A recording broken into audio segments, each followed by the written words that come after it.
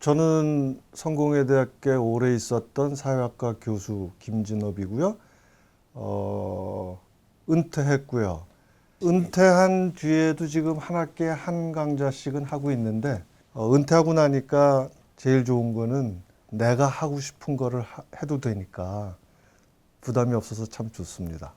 책 한 권을 소개해달라고 얘기를 했었는데 사실은 아마 대부분의 사람들이 감옥으로부터의 사색에서 출발할 거예요. 그래서 그 책을 누구라도 다 추천하고 감동을 받았던 책이라고 생각하는데, 선생님 책을 쭉 읽다가 보면 사실은 어떤 책을 붙잡더라도 선생님이 어떤 생각을 하고 계신지가 그 짧은 문장들 속에 어느 귀절에나 다 들어있다는 생각을 해요. 그래서 아무 데나 펼쳐보셔도 상관없다. 그런데 저는 오늘 그 담론 소개해드리고 싶은데, 그 이유는 부제목이 마지막 강의예요. 그때는 물론 신영복 선생님이 그 건강하게 삶을 살고 계셨을 때인데, 마지막 강의라는 제목이 나와서 몇 사람들이 이게 무슨 소리냐, 책을 더 쓰셔야 되는데, 그래서 이제 농담이지만 어떤 사람은 마지막 강의라고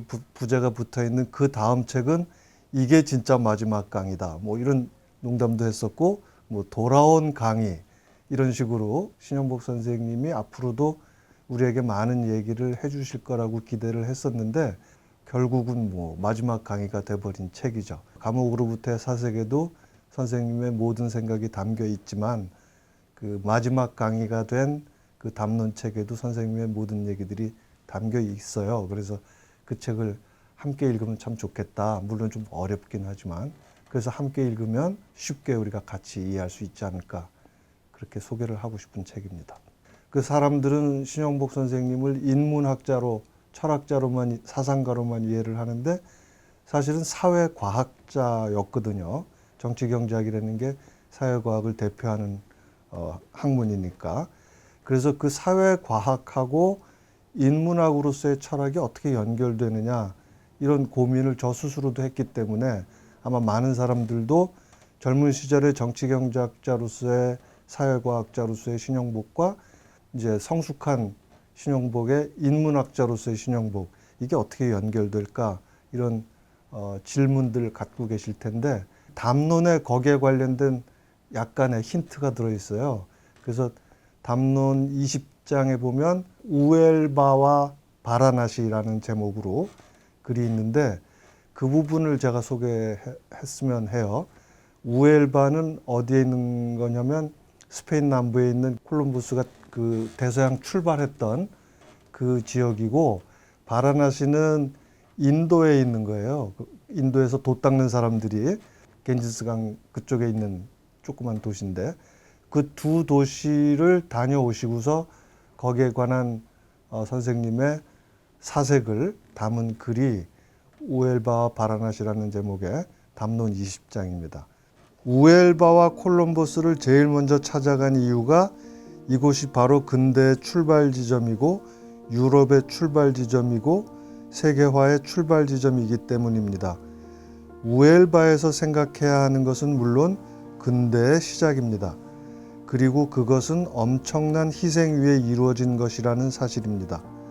세계화는 콜럼버스의 세계화입니다. 콜럼버스는 지금도 살아 있습니다.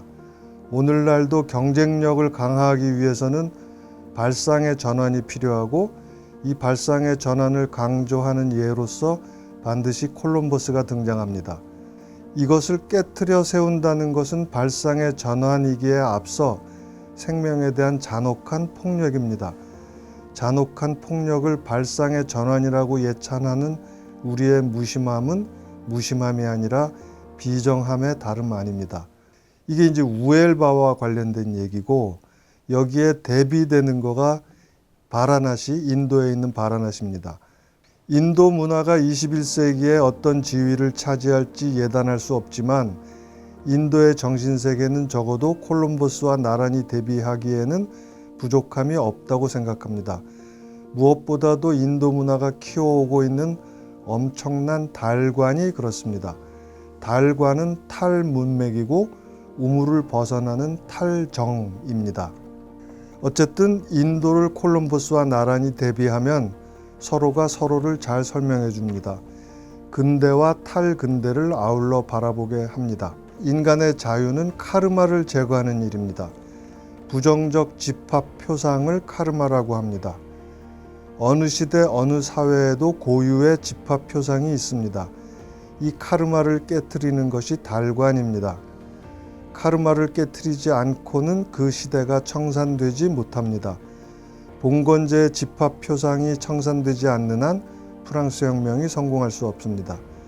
한 사람의 개인은 물론이고 한 시대가 다음 시대로 나아가려면 부정적 집합 표상인 카르마를 청산해야 합니다.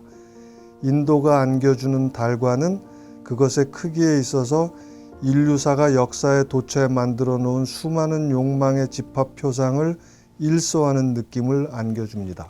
제가 제일 좋아하는 신현복 선생님의 그림이 어떤 그림이냐면 왜 많이들 아실 텐데 집을 짓는 목수가 집을 질 때 그 집을 그림을 그릴 때 보통 사람들은 위에서부터 아래로 그림을 그리는데 이 먹물들이죠. 근데 이 목수는 자기가 집을 지어봤기 때문에 주춧돌부터 그려서 기둥 세우고 지붕을 맨 마지막에 그리는, 그래서 집을 짓는 순서와 그림을 그리는 순서, 집을 짓는다는 게 사실은 실천이고요.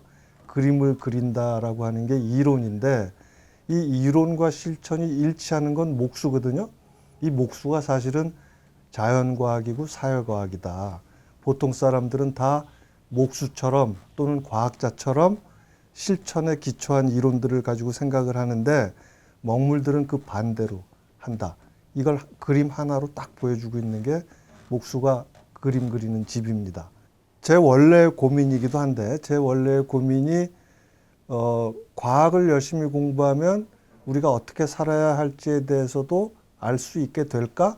이런 고민을 했었는데 사실 신영복 선생님은 제가 굉장히 오랫동안 했던 고민을 몇 개의 문장으로 그냥 단칼에 알려주셨다 이런 생각을 하는 거죠.